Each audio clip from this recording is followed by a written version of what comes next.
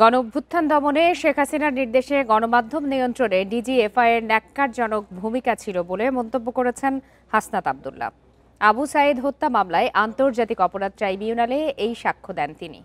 এদিন আন্তর্জাতিক অপরাধ ট্রাইব্যুনাল ২ এর চেয়ারম্যান বিচারপতি নজরুল ইসলাম চৌধুরীর নেতৃত্বাধীন ৩ সদস্যের বিচারিক প্যানেলে সাক্ষ্য দেন তিনি। এর আগে রবিবার মানবতা বিরোধী অপরাধের মামলায় ২০ নম্বর সাক্ষী হিসাবে সাজু রায় নামে এক শিক্ষার্থী সাক্ষ্য দেন। ট্রাইব্যুনাল ২ এ সাক্ষী সাজুর জবানবন্দি রেকর্ড করা হয়। মানবতা বিরোধী অপরাধের এই মামলায় বেগম রোকেয়া বিশ্ববিদ্যালয়ের সাবেক ভিসি হাসিবুর রশিদ সহ ৩০ জনকে আসামি করা হয়েছে। তবে গ্রেপ্তার রয়েছেন ৬ জন। সাবেক ভিসি সহ বাকি ২৪ আসামি এখনও পলাতক।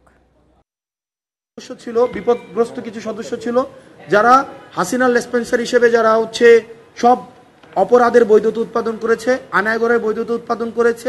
আমরা চাই সেগুলোর বিচার নিশ্চিতের মধ্য দিয়ে সেনাবাহিনীকে কলঙ্কমুক্ত করা হবে এবং সেনাবাহিনীর যে মর্যাদা